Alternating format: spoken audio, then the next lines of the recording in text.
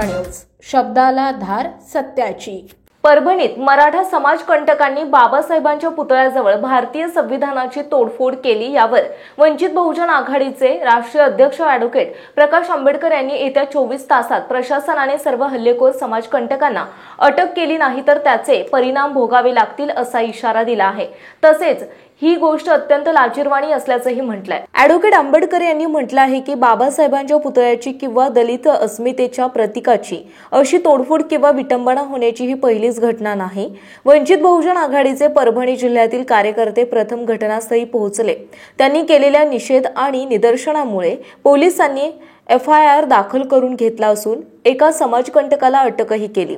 तरीही कायदा आणि सुव्यवस्था हातात घेऊ नका, शांतता राखा असे आवाहन ॲडव्होकेट आंबेडकर यांनी आंबेडकरी समाजाला केले आहे। प्रतिनिधी दिलीप सोनकांबळे।